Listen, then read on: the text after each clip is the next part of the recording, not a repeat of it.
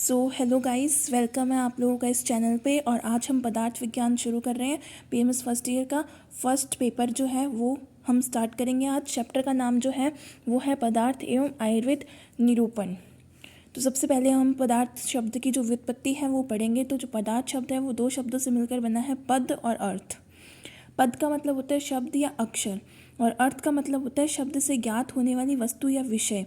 मतलब कोई अक्षर जो होता है वो वर्णों से मिलकर बना होता है, तो क्या होगा, शब्द बनेगा। कोई शब्द अगर होगा तो उसकी कुछ वस्तु होगी, मतलब उसका कुछ मतलब होगा, उसका मतलब होगा तो उसका कुछ विषय भी होगा, मतलब अर्थ। फिर आता है डेफिनेशन। डेफिनेशन आचार्य जो चक्रपाणी हैं उनके अकॉर्डिंग अगर हम डेफिनेशन पढ़ें तो वो है पदस्यार्थ है पदार्थ है। मतलब पद के अर्थ को जो है वो पदार्थ कहते हैं, ये आचार्य चक्रपाणी बोलते हैं। ये उनकी डेफिनेशन है। ये जो श्लोक है ये आपको याद भी करना है। फिर दूसरा है शब्द पदार्थी के अनुसार प्रमिति विषया पदार्था। यथार्थ ज्ञान का जो विषय है उसको पदार्थ बोलते हैं। सुश्रुत संहिता वाला श्लोक अगर आप याद कर सको तो आप कर लेना। यो अर्थो अभिहित है सूत्रे पदे वा स पदार्थ है पदस्य पदयो वा अर्थ पदार्थ। सूत्र या पद से जो अर्थ अभिहित होता है उसे पदार्थ कहते हैं। मतलब किसी भी सूत्र से जो अर्थ मिलता है उसको हम क्या बोलते हैं, उसको भी हम पदार्थ बोलते हैं। अब क्या है पदार्थ के लक्षण। पदार्थ के लक्षण क्या है, पदार्थ में 3 लक्षण पाए जाते हैं, अस्तित्व, ज्ञेयत्व, अभिधेयत्व। तो अस्तित्व क्या होता है, किसी भी पदार्थ की सत्ता होती है, उसका होने का ज्ञान जिस भाव से होता है उसको हम अस्तित्व बोलते हैं। अब किसी चीज़ का अस्तित्व होता है तो उसका ज्ञान भी होएगा। ज्ञेयत्व, पदार्थ का ज्ञान प्राप्त किया जा सकता है अर्थात उसे जाना जा सकता है। मतलब कोई वस्तु होगा तो उसका ज्ञान भी प्राप्त होगा। अगर कोई चीज़ बनी है तो उसको वो क्या काम आती है, वो क्यों बनी है, वो भी हमें ज्ञान होगा। तो उससे क्या है, ज्ञेयत्व। फिर अभिधेयत्व, पदार्थ को नाम या संज्ञा दी जा सकती है। मतलब अगर कोई चीज़ बनी है तो उसको हम कोई नाम भी देंगे। जैसे ये बुक है तो ये बुक जो वर्ड बना है तो इसको हमने क्या बोला कि ये बुक है। ये क्या काम आती है, पढ़ने के, ज्ञान प्राप्त करने के काम आती है। ये बुक है इसलिए ये क्या है, इसका अस्तित्व है। ये जो वस्तु है ये कोई चीज़ है, ये पदार्थ है, तो उसको हमने क्या नाम दिया, बुक का नाम दिया। तो ये इसका अभिधेयत्व की प्रॉपर्टी होगी। अब ज्ञान ये क्या काम आती है, पढ़ने के काम आती है, तो ये इसकी क्या होगी, ज्ञेयत्व। 3 प्रॉपर्टीज ऐसे डिस्क्राइब करेंगे हम। षण्णामपि पदार्था नाम अस्तित्व अभिधेयत्व ज्ञेयत्वानि। ये इसका श्लोक है, याद कर सको तो कर लेना, वरना एज सच इतना इंपॉर्टेंट नहीं है। मतलब मैंने याद किया था, आप लोगों से हो तो कर लेना, वरना ज़्यादा स्ट्रेस मत लेना। पदार्थ की संख्या दर्शन या संहिता। सुश्रुत संहिता जो है वो पदार्थ की संख्या असंख्य मानता है। चरक संहिता एक चरक सूत्र 11 के अंदर तो वो 2 मानता है, सत और असत। मतलब जिसके होने का भाव होता है उसको सत बोलते हैं, जिसके नहीं होने का भाव होता है उसको असत बोलते हैं। फिर चरक सूत्र 1 के अंदर जो चरक है वो 6 मानता है, सामान्य, विशेष, गुण, द्रव्य, कर्म और समवाय। फिर आता है वैशेषिक दर्शन। वैशेषिक दर्शन के अंदर पदार्थों की संख्या 6 होती है। नाम कौन कौन से हैं, द्रव्य, गुण, कर्म, सामान्य, विशेष, समवाय। न्याय दर्शन जो है वो 7 मानता है, 6 भाव पदार्थ और एक जो क्या है वो है अभाव पदार्थ। अब क्या है नेक्स्ट जो है सांख्य दर्शन 25 तत्व मानता है, पुरुष, मूल, प्रकृति, महत, अहंकार, एकादश इंद्रियां, पंच तन्मात्रा और पंच महाभूत। एकादश इंद्रियां कौन सी होती है, 5 कर्मेंद्रियां और ज्ञान इंद्रियां। उसके अलावा मन उभय इंद्रिय होता है, ये हम आगे पढ़ लेंगे।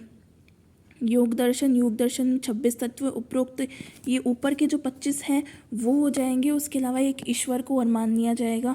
फिर आता है जैन दर्शन जो है उसमें पदार्थ की संख्या 7 है।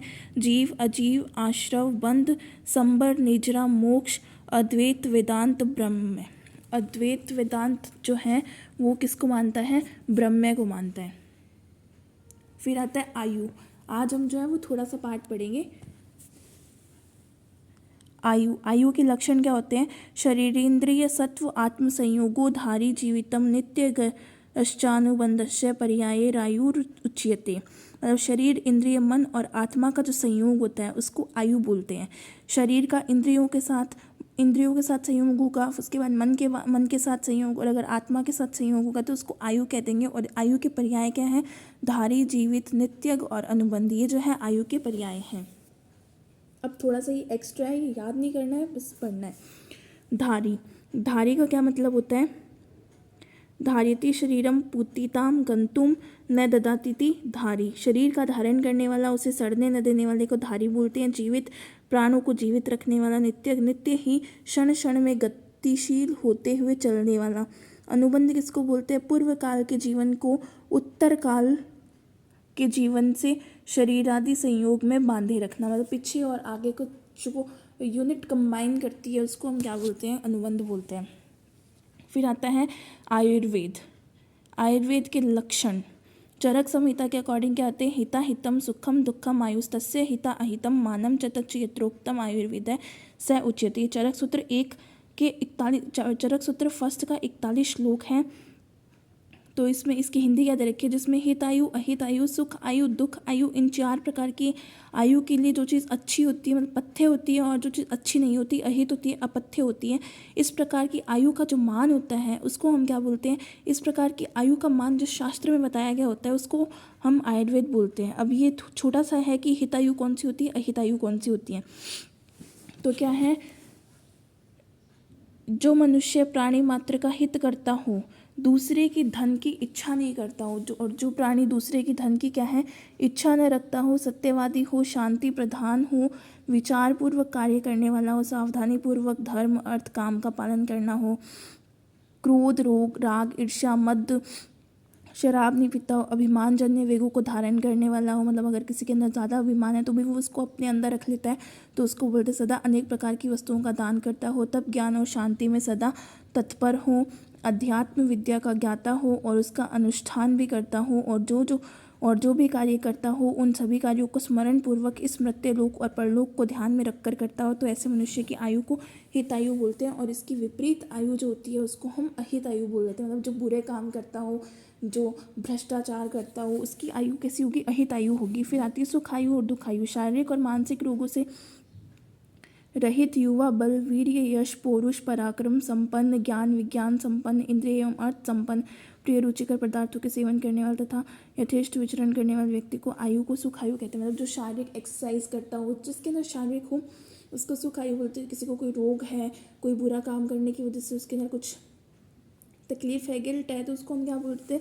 अहित दुख आयु बोल देते हैं। फिर अगला है सुश्रुत संहिता के अकॉर्डिंग क्या है? आयुरस्मिन विद्यते अनेन व आयुर्वेदंती त्या आयुर्वेद है। आयु से संबंधित ज्ञान और दीर्घ आयु के उपायों की चर्चा जिस शास्त्र में की जाती है। मतलब क्या है कि आयु से संबंधित जितना भी ज्ञान जो होता है और दीर्घ लंबी आयु अगर किसी को करनी हो उसकी चर्चा जिस शास्त्र में मिलती है उसको हम क्या बोल देते हैं? आयुर्वेद बोल देते हैं। अष्टांग हृदय के अनुसार क्या होता है?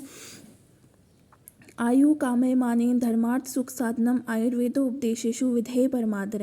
मतलब आयु की कामना जो व्यक्ति करता है और धर्म अर्थ सुख इन तीनों साधन की कामना जो व्यक्ति करता है, आयुर्वेदो उपदेशेषु मतलब आयुर्वेद के जो उपदेश होते हैं विधेय परमादर है, उस इंसान को क्या करने चाहिए? उस इंसान को आयुर्वेद के उपदेशों का